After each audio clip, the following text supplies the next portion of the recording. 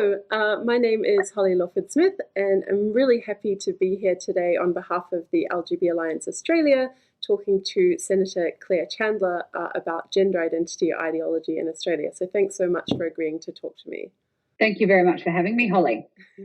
So let's just go straight into it. I wanted to ask you first how you came to be part of this debate, and if there were any particular issues that were the first ones to capture your interest, and then if there's any sort of personal connections that you had to this set of issues. Yeah, sure. So I started as a senator for Tasmania. I was elected to a term commencing the 1st of July 2019.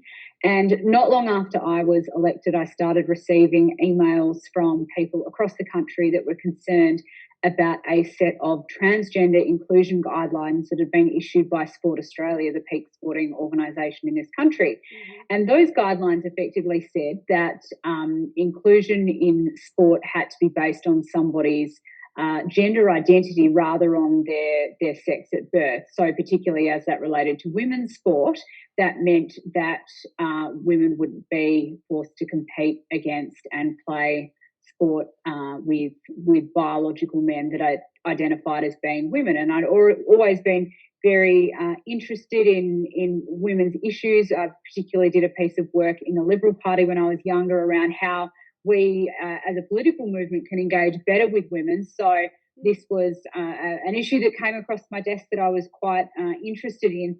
And I started asking questions of Sport Australia at Senate estimates and talking about this issue more publicly, and it all sort of snowballed from there. And we uncovered some pretty concerning things that are happening within our bureaucracy and within our institutions more broadly in Australia, particularly around sport. Yeah, awesome. So I've been following some of your the stuff that's available online, at least on sport, and a lot of us really appreciate your speaking out on that topic. Can you sort of start by saying on that issue in particular, and then we'll broaden out into other areas that are affected by this gender identity stuff, what is it that you think is important about us having a women's sporting category? So what values do you see there being served, or what do you think we lose if we make those categories mixed sex to some degree or other?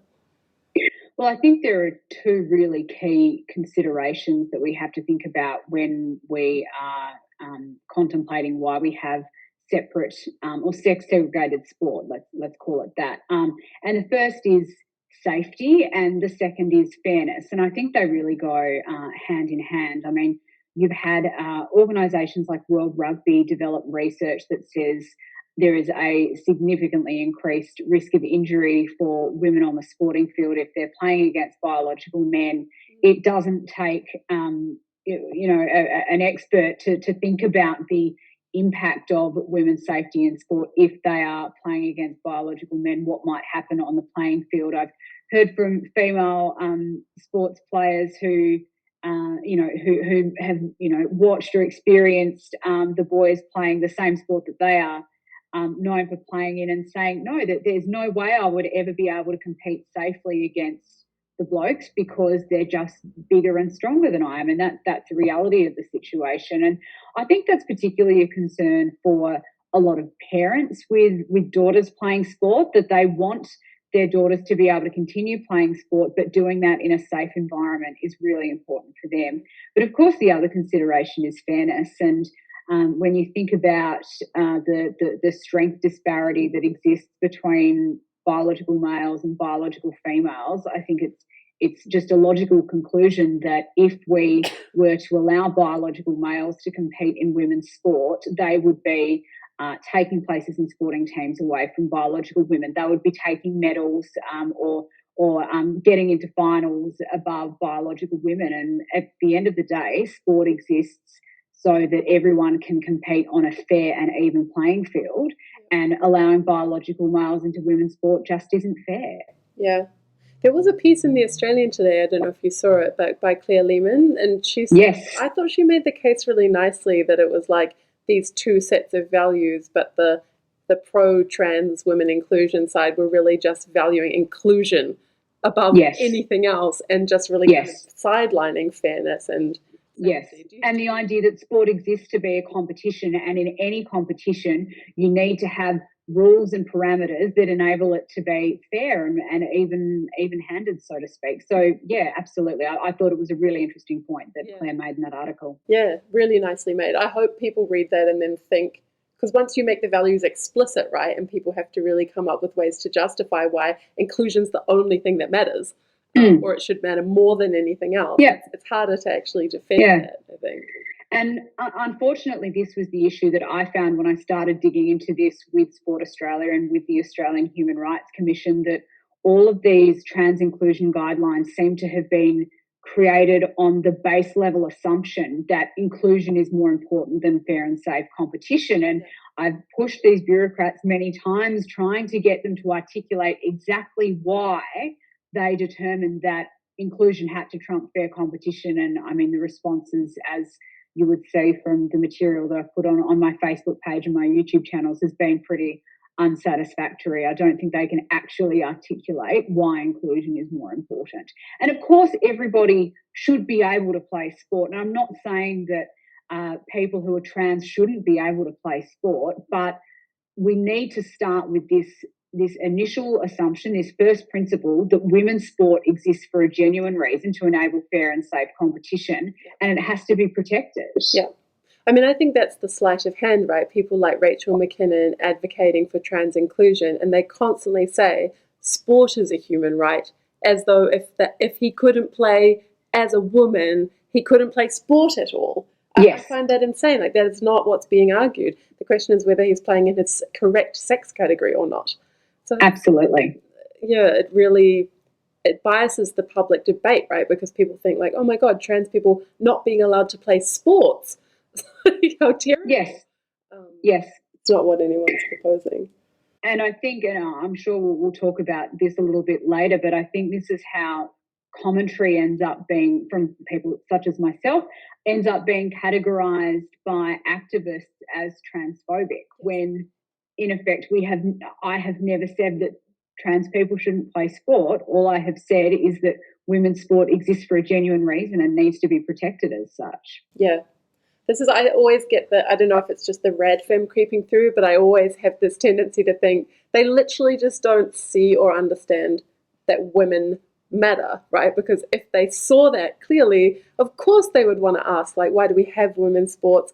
What are all the social values that having women's sporting categories are serving? Even just things like social ties or solidarity between women, or there's so many things once you start trying to articulate them, but they don't see any of it. They just think, oh, here's a young male who says he's feeling really sad or really has suffered a lot of dysphoria. We're just going to focus on his needs. So that's like they don't see women even featuring in the discussion.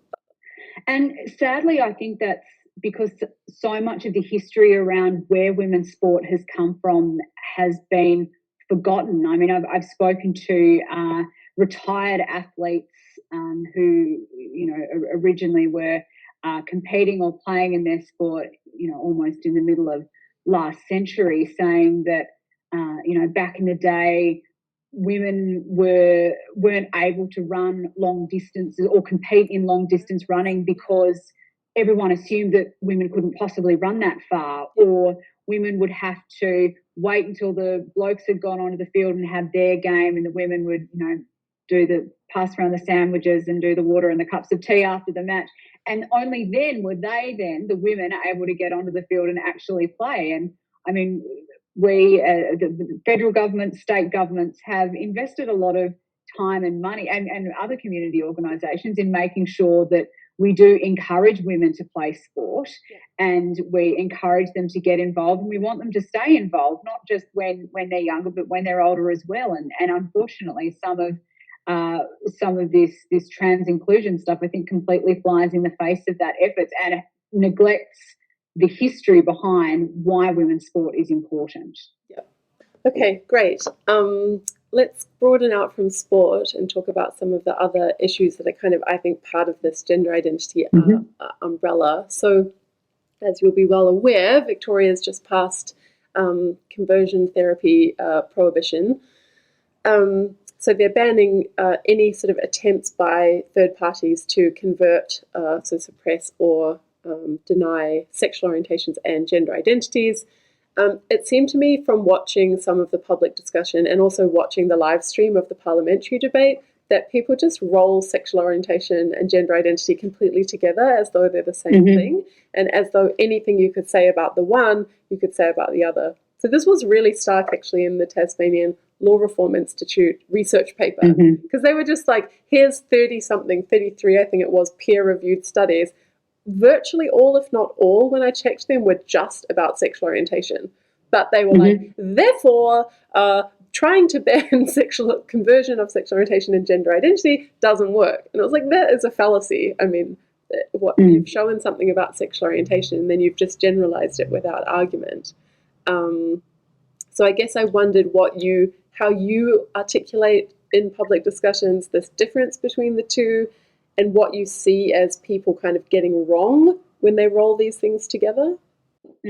Well, I think the fact that they're rolling these three different concepts, sex, gender identity, together is where we are starting to get it wrong. And we can look back to what happened to the Federal Sex Discrimination Act back in 2013 to know where this conflation of these ideas came from. And that piece of legislation originally existed to prevent discrimination on the basis of sex and allow for discrimination in certain situations, including women's sport.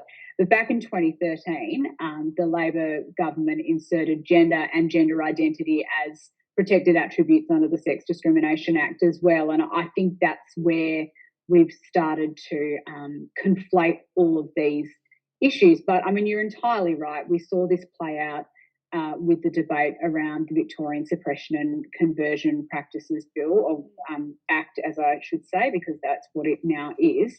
And, you know, quite rightly, it sought out to criminalise, sexual orientation conversion practices and things that I think we all agree would be, should be consigned to history, and we shouldn't be considering them any further. But it also, by having a very broad definition of prohibited conduct under the Act, has broadened it out to mean, like you say, things like having conversations with someone suffering gender dysphoria that might try and question what reasons they might be feeling like this, whether or not there are other mental health issues at play, anything like that.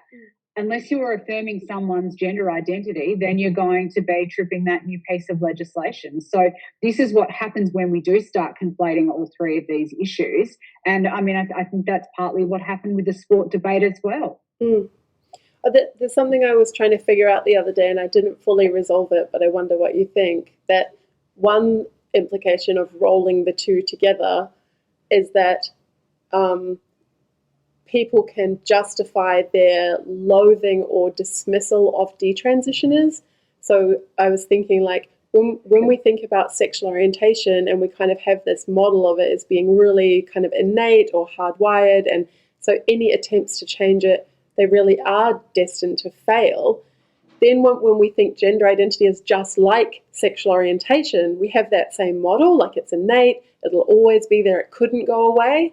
And that's precisely what I think the gender critical side is trying to get across, that like gender identity is so different, and we can expect to see a lot of detransitioners if we have an affirmation only policy, because lots of the kids that claim to have a gender identity, they're just a bit confused about what's really going on. And that's not the main problem. Maybe some of them are trans, but not all of them are trans.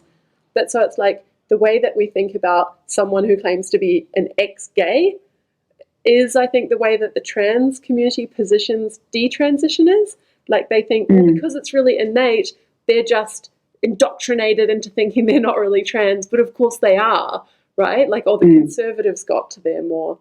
I don't know if I'm explaining that well enough, but I was sort of just trying to think through the way that like there's certain advantages to the trans debate of pairing up gender identity with sexual orientation, because they can borrow from that whole like born this way, unchangeable, the person is always the ultimate authority on what they are, all of those narratives. Did that make sense? Or sort of. I mean, I think the main concern that I have is that we aren't, particularly when it comes to people who are identify as trans and people who are transitioning or detransitioning. I mean, if we start compelling language around, oh, well, you are a trans woman, therefore you are a woman, and I mean, it does make it so much harder to dig into the root cause for some of these things, and particularly when you're talking about young children, ensuring that they're receiving appropriate treatment and support so that you don't find yourself or a young child in a Kiera Bell situation, 5 or 10 years down the track where they are switching back. So, yeah, language matters and language is really important, and it upsets me that it has been lost in this debate somewhat. Yeah, yeah.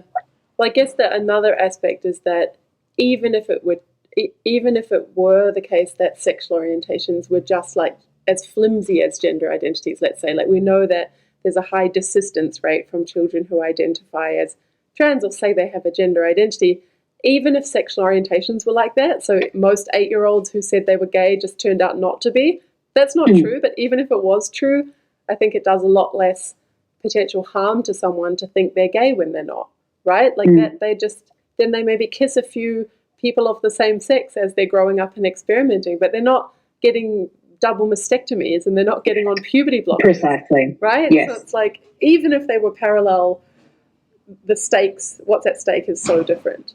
Yeah. Yeah. Anyway, that's just, I just have some rambling thoughts sometimes. Let's go on to, I guess, even broadening out further.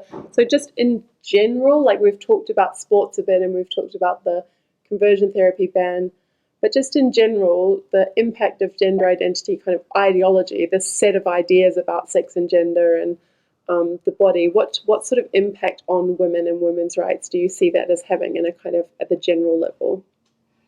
Well, there are a couple of issues, and I'll talk about the one that I've particularly found myself experiencing is just our ability to talk freely and openly and have a considered debate about any of these things. I mean, for your viewers that may not be aware, I found myself the subject of a complaint that was investigated by the Tasmanian Anti-Discrimination Commission in the middle of last year. On the basis of my advocacy around women's sport and some statements that I'd made in an opinion piece in my local newspaper. And I think the sentence was that women's sports, women's change rooms, and women's facilities existed for biological women and should remain so, or something to that extent. And on the basis of that, I was taken to the Anti-Discrimination Commission, and the complainant wanted, as they usually do in these situations, me to apologise, never talk about these things again, and that sort of thing. And fortunately, I had a platform, being a senator and having access to the media and my own supporter base and parliamentary privilege, so I could go up to Canberra and speak in the chamber about these issues without fear of legal retribution. But not every Australian woman has access to that, and I can't tell you, after I've given an interview on Sky or given a contribution in the chamber that I put on Facebook, how many emails I get from women saying, thank you so much for saying what I feel, like these women feel like they can't say themselves. So, my number one concern around all of this is the impact that it is having on free speech and our ability to have a genuine and civilised public debate around how we deal with some of these issues. But I mean, the other issue, of course, more broadly, is that it's not just sports where we consider women's access to certain facilities, like I just said, change rooms, bathrooms, what happens in women's prisons, how women can access legal services that might be specified for women. These sort of policy considerations are a lot broader, and like I say, language matters. And historically, we've never had any issue with separating these things out and segregating on the basis of sex, but apparently it's no longer politically correct to do so, and I think that's a real shame. Yeah. I can really relate to the first thing you said about how women feel when they see their concerns actually being represented by someone that has the power to speak. Like, I remember, even though I kind of have protection as well, Louise Staley's most recent speech, and actually the one 2 years ago about the sex self-ID bill, like, it was just such a, I don't even know what the word is, like, watching a woman in Parliament say that stuff, just like, because there's been so much silencing, so much rage, so much misogyny, just what it has been like to go through a debate like that, and then just see someone in Parliament kind of calmly just saying everything. Like, I don't know, it was such a nice feeling, and I think so many women have that. It was something I completely took for granted as well. I mean, I first started talking about these issues, I think it was almost 12 months ago. It was Senate estimates last year that I first spoke with Sport Australia about the trans inclusion guidelines, and then over the coming months, particularly once Parliament got back up and running again after COVID-19, I made a few speeches, put them on my Facebook page, and the comments started coming in and the emails started coming in from people saying, thank you for saying what I can't say. And I guess there was this naive part of me that thought, oh, why do people feel like they can't say these things publicly? I don't understand. Like, obviously I had read stories about people being deplatformed, and then we saw what happened to J.K. Rowling in the UK for saying effectively the same things that or some of the same things that I've been saying. And I thought, I think it was J.K. Rowling and seeing what happened to her that made me think, oh, maybe there is something going on here. And then having my own experience where, there were attempts to silence me and my advocacy as well. And that was what made me realise that, that there are genuine concerns, particularly amongst female Australians, that they can't talk about these issues publicly, and that fear is unfortunately somewhat justified because we are the media, the human rights commissions are so quick to try and shut people down when they are contributing to this debate. Yeah, definitely.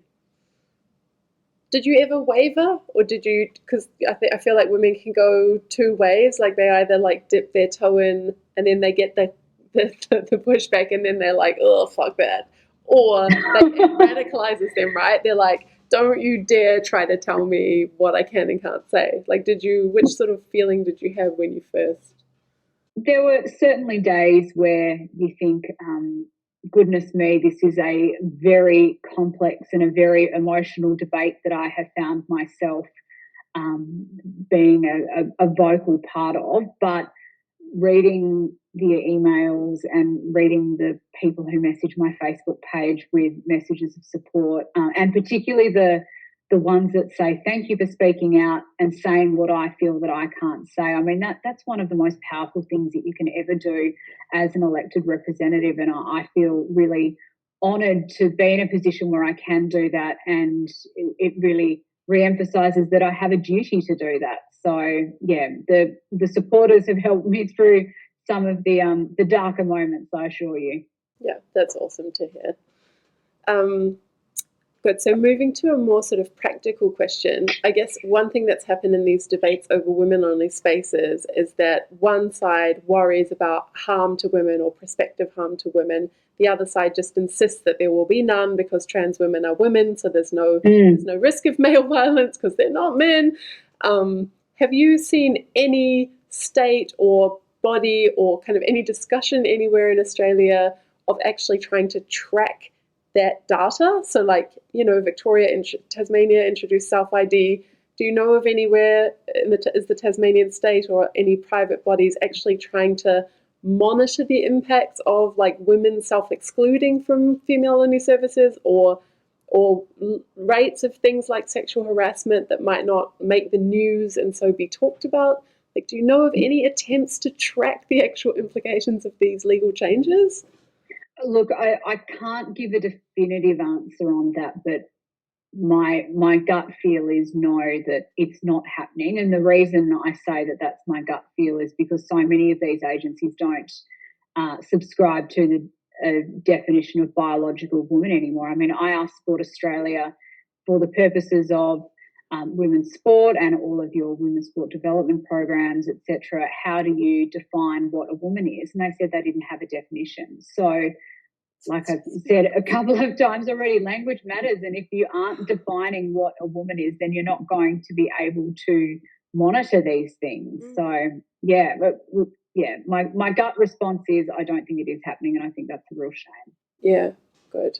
So I mean, maybe that's just an unfair question then, because I'm thinking for the activist groups that really care about this and want to be able to show that our worries are well-founded, I don't know, do you have any ideas about how one could come to get that data? Like, is that one could lobby politicians or certain bodies that they collect data on the implications of these changes? Or? Yes, and look, politicians are here to be questioned and queried by our communities as to what government is doing, and that's one of my roles as a senator, is that to take those concerns and ask questions around what is happening in this particular space. So I'd certainly encourage anyone to contact their local politician and ask the questions, certainly, so that we can get a little bit more clarity. But I mean, the other consideration is data and stats is one thing, but hearing the real life stories is something else.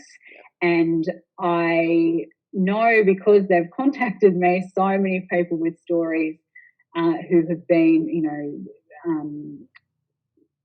silenced or deplatformed or told that they can't compete in their sporting organisation or whatever as a result of all of this ideology, and of questioning whether or not, particularly in the sporting arena, whether trans women should be allowed to play in sporting competitions. So finding a way to, I guess, give oxygen to those stories of what everyday Australian women are experiencing is really important. And Save Women's Sport Australasia, I know, is doing a fantastic job of starting to advocate in that space as well. Yeah, that's actually such a good idea. Just I'm thinking of in philosophy, there was a moment in like our discipline kind of globally where people started blowing the whistle on sexual harassment and sexual assault.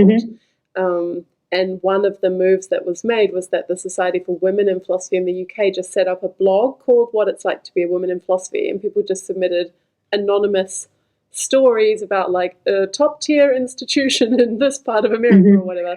So I wonder if there's something like that where at least Australian women who have had impacts in women-only spaces could at least tell their story in some sort of safe way that wouldn't risk them getting doxxed, just so we could start gathering a sense of the extent of it, right? And then use that as a database to take to politicians or to lawmakers. It's a really nice idea.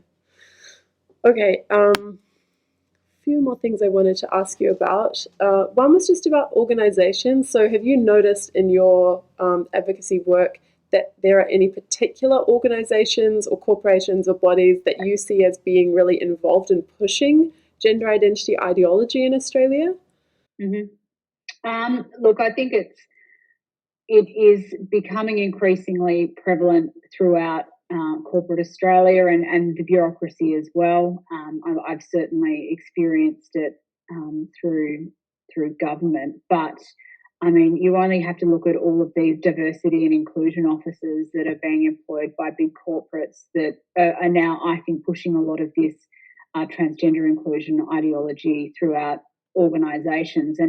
And I'm not saying that those people don't do good work sometimes, because obviously they do, but particularly when you have an area like sport where the rubber really does hit the road and you do have a genuine reason why segregation of sport services exists based on sex, then it does become increasingly problematic, absolutely. But yeah, I think it starts with the lobby groups and then to the D&I managers and then this.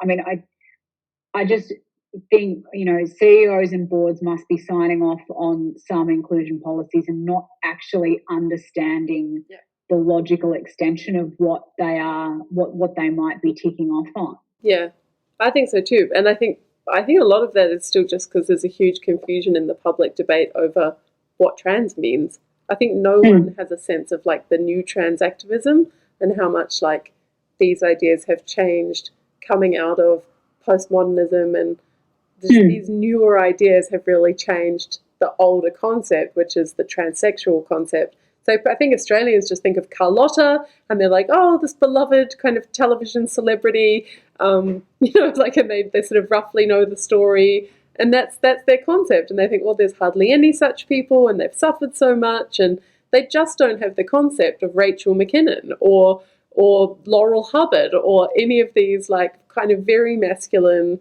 clearly sort of, I mean, I've never seen Laurel Hubbard in an interview, but certainly McKinnon, I can comment, like, just really seems to be bringing like a lot of male entitlement to the question of inclusion, right? So I think if people had a different, if they understood that shift and they understood who it was we're actually talking about including without exception, maybe the public conversation would go a bit differently.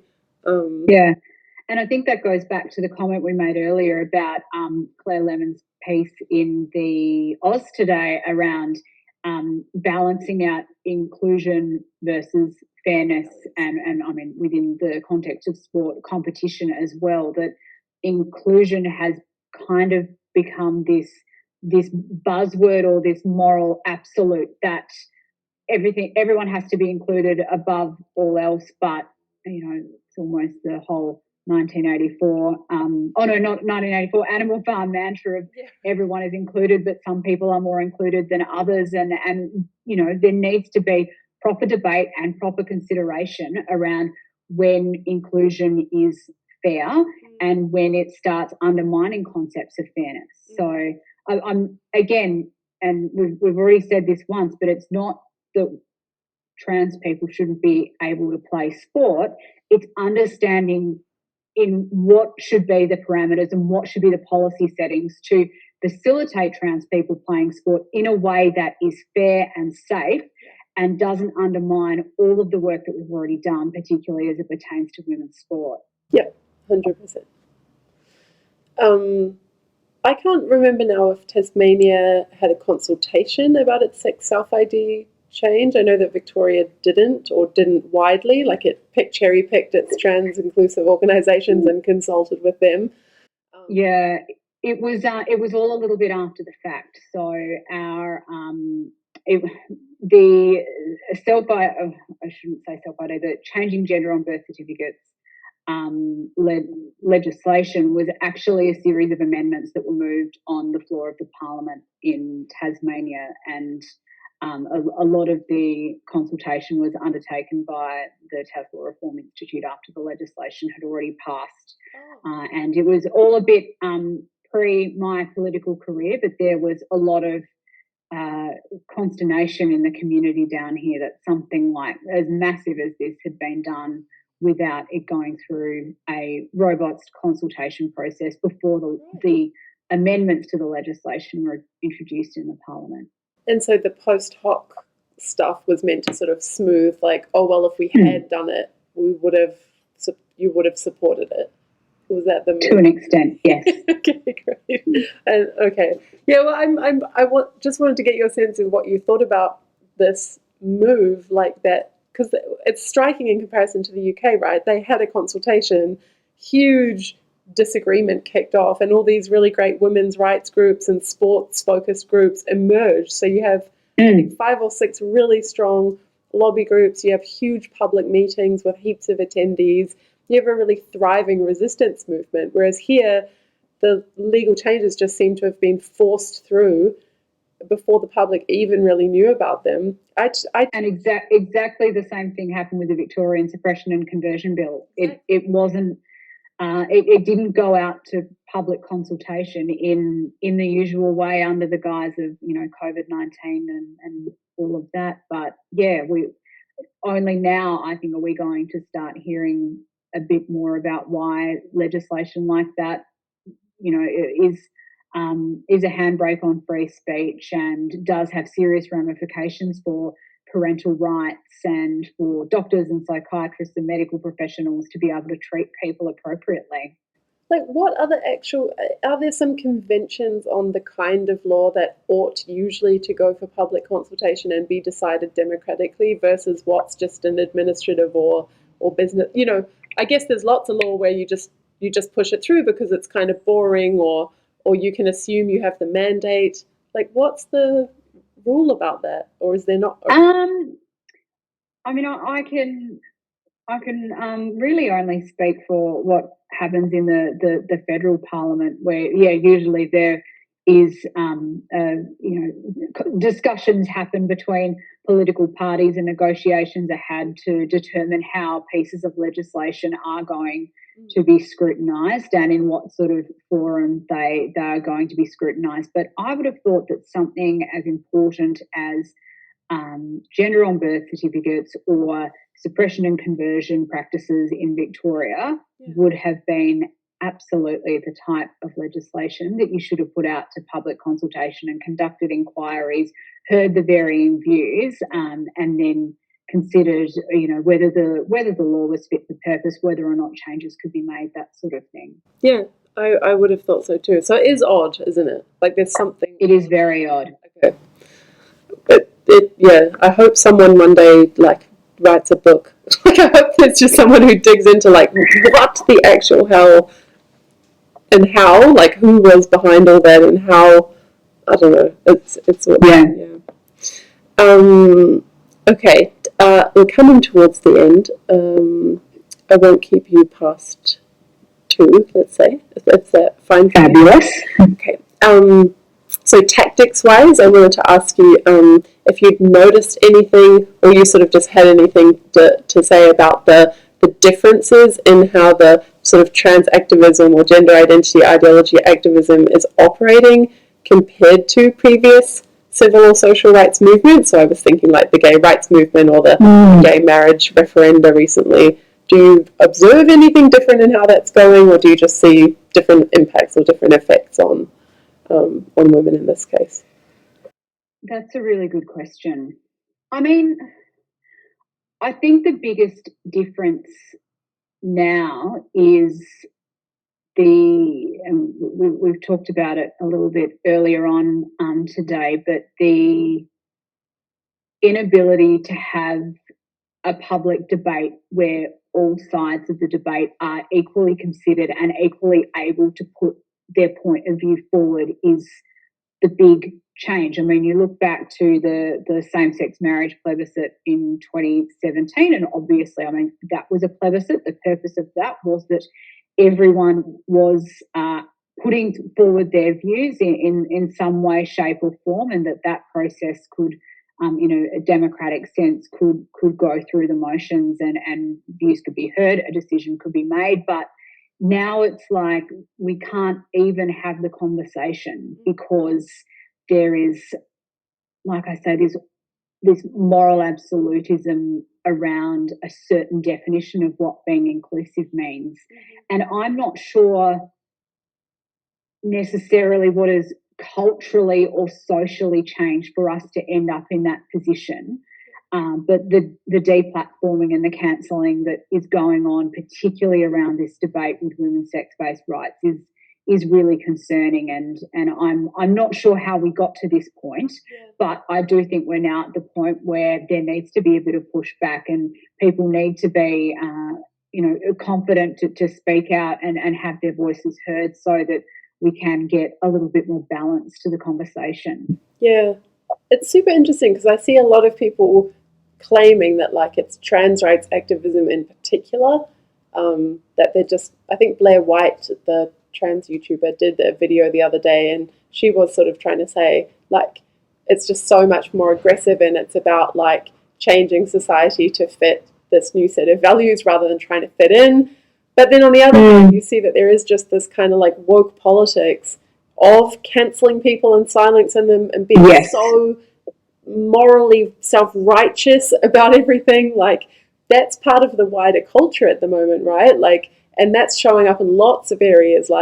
You can just go on Instagram into any creator community and they're all cancelling each other for racial, cultural appropriation and stuff like that. So it's I don't know if it's the trans movement in particular, or if it's just that trans is the big issue at a time where the culture has this stupid approach to disagreement? I think it might be the latter, and I've thought for quite some time, way before I was a senator for Tasmania, that free speech was under threat both in Australia and internationally, and our ability to have hard conversations in a civil way was being undermined by the by people that think that it's my way or the highway, so to speak. So I probably should have said that at the start, but that was one of the other reasons I became so interested in this issue is because of the free speech element. I've always felt really strongly that we should be able to speak our minds freely and openly, and that means that people are also open to disagree with you. And if they do disagree with you, I think they should be able to well articulate the reasons why they disagree with you. But what it doesn't mean is that if you say something and someone out there thinks you're wrong, that they should be able to take you to a human rights commission or an anti-discrimination tribunal to try and shut you up and stop you ever talking about that again. And particularly with this whole issue around trans inclusion, it seems to be happening more and more regularly that people are, whether it's being cancelled on Twitter like J.K. Rowling was, or being taken to a human rights tribunal like what has all happened with myself and what happened with the radio announcer in Canberra, yes, Beth, whose last name I've temporarily forgotten. But yeah, I mean, is it Beth Rep? Yes, that is the one. Yes, what happened with Beth Rep in Canberra, it is happening more and more often, and I think that is absolutely reason for concern. Yeah, I totally agree.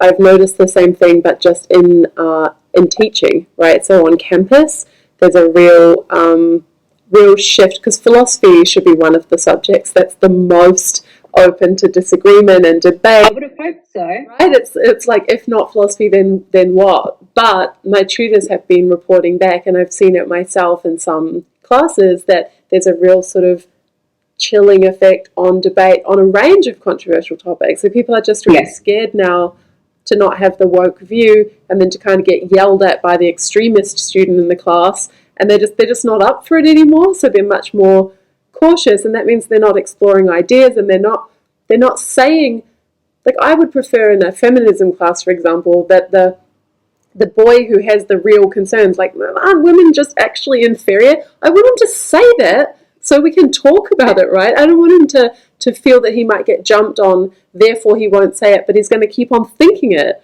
Like, let's have the conversation. So just in it's a microcosm, I guess, but I really see that worry about how much free speech is at threat.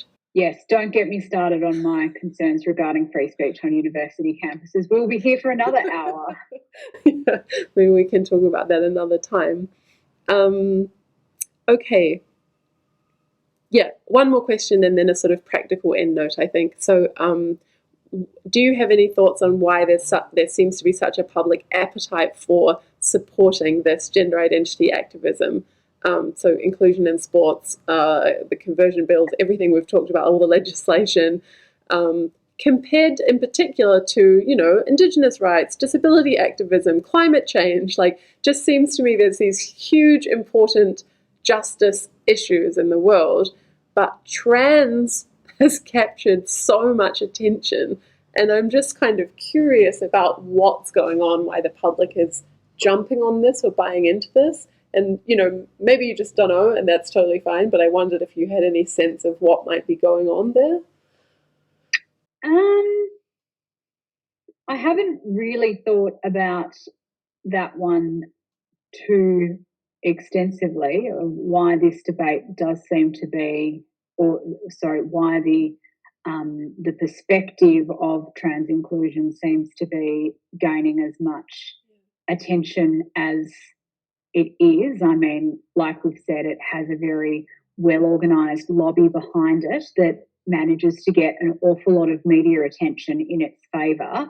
And coupled with what we just talked about, the inability to get the other side of the debate on the public record, I think perhaps does mean that, you end up with this self-fulfilling prophecy of everyone agreeing with the approach because it is the only approach that's being put forward. Yeah.